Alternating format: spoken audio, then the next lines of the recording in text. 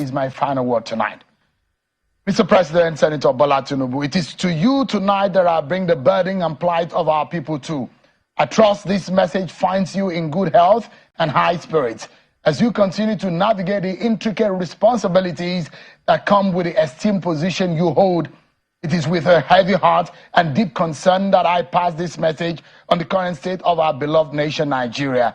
In a time when the heartbeat of our nation is racing with fear and the very fabric of our society is tearing at the seams, we stand at a crossroads. President Tinubu, the nation calls for your undivided attention as you embark on a private visit to France.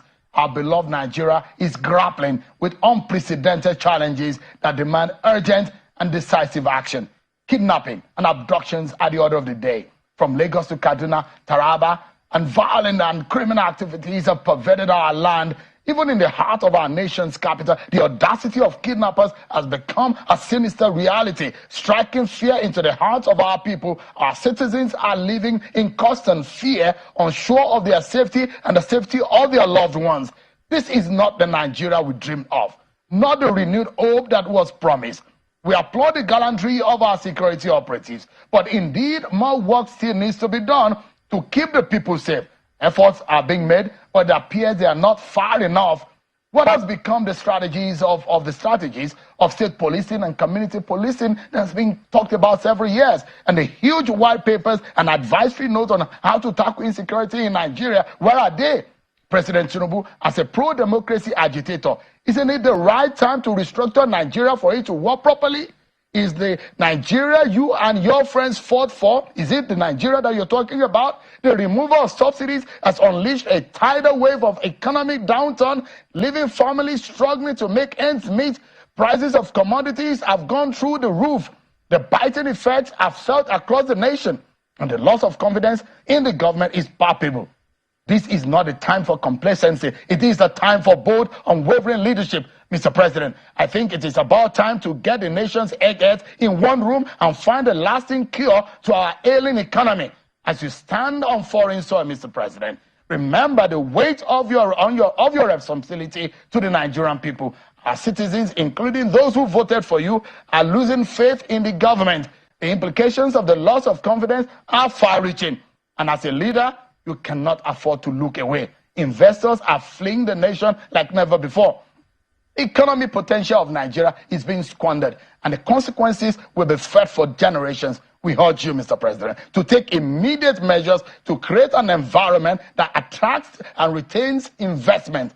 The clock is ticking, and our economic future is at stake. Mr. President, the time to act is now. Swift and decisive measures are needed to curb the escalating insecurity, alleviate the economic burden on citizens, and restore the confidence in the government. This is not only a call to fulfill campaign promises, but a plea for the preservation of our great nation. Mr. President, our regional leadership is hanging in the balance. Some members of ECOWAS are signaling exit, and Nigeria's influence is under threat. It is time to reassert your leadership, strengthen diplomatic ties, and secure our place in the Committee of Nations. As journalists, we will not shy away from probing, inspiring, and holding leaders accountable. President Tinubu, live up to the expectations of your calling and the mandate upon which your office stands. The Nigerian people deserve more. They deserve a leader who acts with urgency, integrity, and unwavering commitment to the well-being of our great nation. The challenges may be daunting, but if you are resolute and carry the people along, we can all together overcome. The giant of Africa must now rise and take his rightful place in the Committee of Nations and harness its potentials for the Nigerian people to smile again. God bless this Federal Republic of Nigeria. And this is my final word tonight. Good night, everyone. The crimes you have in the north, the insecurity you have in the north is as a direct consequence of their own action. They groomed them. Al-Qaeda in the Maghreb, ISIS in West Africa, Boko Haram, Fulani headsmen, bandits, all of them. Who brought them to Nigeria? It's Fulani. Fulani brought them into Nigeria. El Rufai brought them in. Bauchi State Governor brought them in. Are you people deaf and dumb and stupid? When you come out and you pretend, oh, we are one Nigeria, go and show me. Somebody was asking, where is the boundary, where would the boundary of Biafra begin? And I asked the fool, where did the boundary of Nigeria begin? People from Niger come in and go as they like. Most of these idiots are from Niger. They are building a pipeline to Niger. They are building a railway line to Niger. They are building roads to Niger. Whereas where the money comes from, which is Biafra land, we don't have those infrastructure. No, we don't. But you're taking our money. You come to Izombe, you come to Ohaji, you come to Ebema, you come to Aguleri, you come to Ebonyi. You take our resources, sell it, get the money, and now you're building the way to Niger Republic. And you want me to be happy with you? Clap for you. Oh, Nigeria is doing well. One Nigeria. I think you are insane.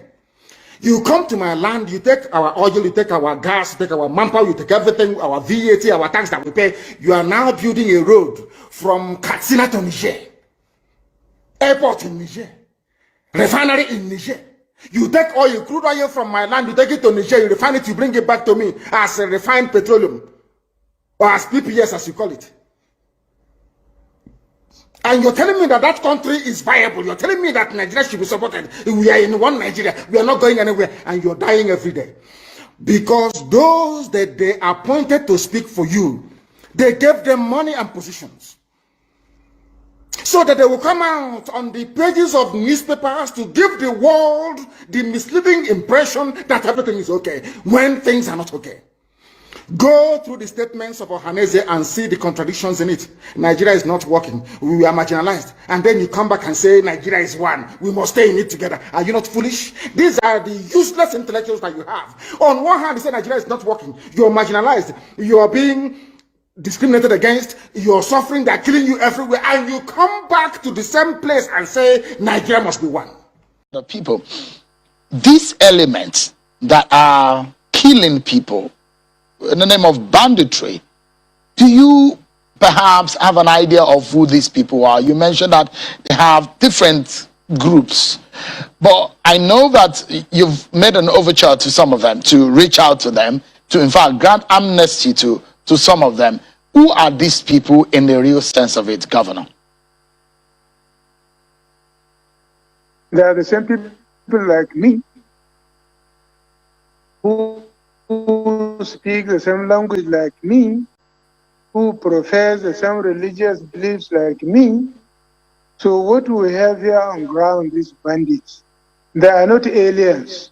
They are people we know.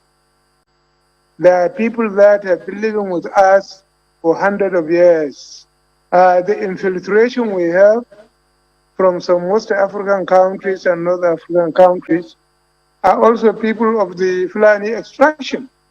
Majority of those involved in this banditry are Fulanis, whether it is palatable or not, but that's the truth. I'm not saying 100% of them are Fulani, but the majority of them are. And these are people who live in the forest, with their main occupation is rearing of cattle. Probably over time, their fortunes dwindle with the climate change, lack of access to education, both Islamically and Western, also aggravated the situation.